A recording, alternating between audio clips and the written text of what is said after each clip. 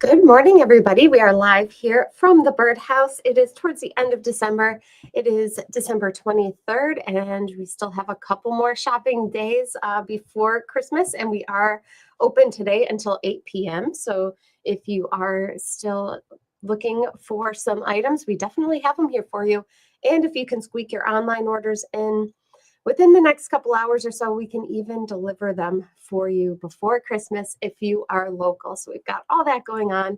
And we're open on Christmas Eve. We are open tomorrow for not for the full day, but we're open from 9 until 3 tomorrow. So if you have some last minute things to do, we will be here for you. And we offer free gift wrap as well. So we've got all that going on here today and tomorrow at the birdhouse. And of course, we'll be closed on Christmas Day, and then we reopen on Friday the 26th. So we do have our last event of the year going on today, and that is today. Actually, that's a typo. It's not Monday.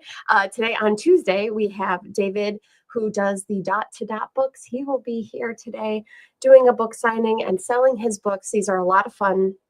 So we've got that going on today as well. It's our last event of the year, but we will have a schedule of events coming out early next year for 2026. So be on the lookout for that. As far as some of the bird activity locally, if you are looking up into the skies, you might see groups of geese flying around. Canada geese are definitely flocking around, flying, filling the skies. Sometimes you'll see big groups of Canada geese, but then also as we get more into late January and February, keep an eye out for snow geese also. There's been some snow geese reported, especially down in the Finger Lakes area.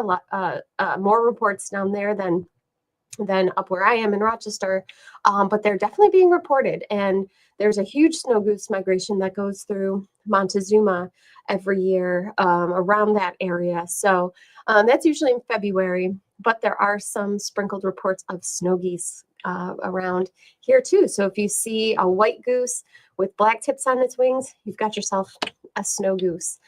There's also been reports of rough-legged hawk, again, especially in the Finger Lakes area. More reports of rough-legged hawk there, but there have been some reports here. They have different coloration than our red-tailed hawks, but they are about the same size, and they do have these dark patches on their wings, like on the wrists, they say, of their wings. And then sometimes they will have that dark belly band too. So be on the lookout for rough-legged hawk if you see something that is about the size of a red-tailed hawk but looks a little off. Could be a rough-legged hawk. And just to compare, this is a red-tailed hawk on the left, and the rough-legged hawk is there on the right. And if you look at the legs of the rough-legged hawk, you can see kind of how it gets its name. It has a lot of feathers that stretch down to its talons. So that's how it gets its name, the rough-legged hawk. It is a bird that is in the spring and summer way up in the Arctic and comes down here for the winter. This is south for them. Also, bald eagle. Been getting reports of bald eagle by any kind of open water. You can find I should say, big bodies of open water. Don't be surprised if you see some bald eagle. We've been getting so many reports of them. Just their numbers are doing so well. They're way more common than they used to be, so that is such a good sign. But yeah, lots of bald eagle around.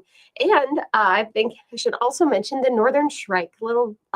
This little bird is even a little bit smaller than a blue jay, and yet it is fierce.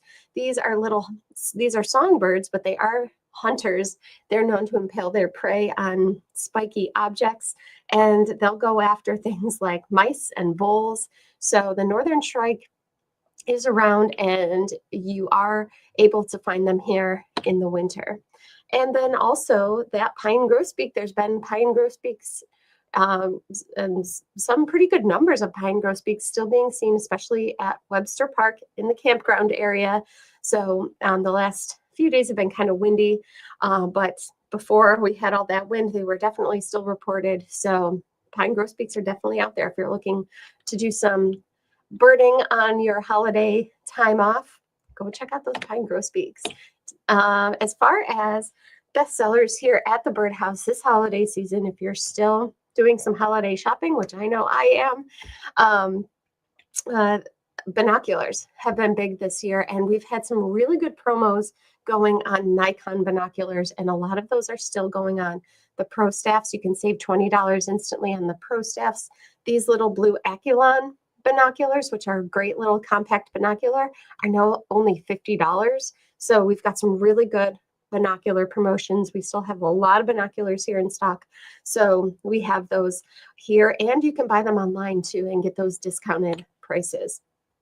We also have Celestron telescopes, and if you watch this broadcast, you'll know that we do telescope nights in the spring and summer, and we still have quite a few telescopes in stock from Celestron. So we've got those here too, and bird books galore. We have so many bird books. Our best-selling book is this Birds of New York Field Guide by Stan Tequila. And one of the events we'll be having next year is we'll be having Stan here. He'll be coming back into town next November. So we'll have those dates released soon with what his talks are going to be. So we're really excited to welcome Stan back to the Rochester area. And that's going to be next year in November. And books continue to be popular sellers here. And I should mention our local authors have been selling their books really, really well. Things like The 100 Things to Do in Rochester Before You Die by Robin Flanagan continues to be a hit. The Mendon Ponds and Durand Eastman Park books by Jack Butler and Diane Ham also wrote the Mendon Ponds book. These have been such a good seller this year. You can buy them here in the store or online. We still have plenty of them left. Fantastic books about Mendon Ponds and Durand Eastman Park, a couple of our very popular local parks. And our friend Brandy Minotaur, who's written so many different books.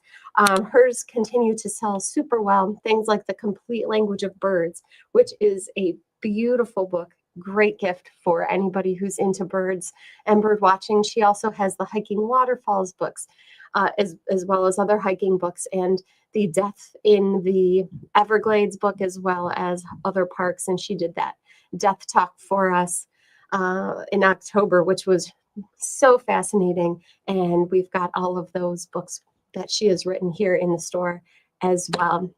And then you can't go wrong with the birdseed wreaths. We are selling them quickly, but we do still have some left. This makes a great gift. We've got them in different sizes, and you just hang them up, and the birds will go to town eating their Christmas treats. These caged feeders continue to be very popular as well. They're only $21.95. This little caged orb feeder on the left is a feeder you can put any kind of sunflower seed mix in, and it keeps out the larger birds, but the smaller birds can go right inside that cage and feed really easily. And so we've got that feeder here, and then the other feeder here on the right is a mesh feeder that you can put sunflower seed in, or you could put peanuts in. And again, it'll keep out the big birds, but the small birds can feed just fine from it. And window feeders, we just got a new shipment of window feeders in yesterday, and the window feeders have been so popular, not just for people, but for pets.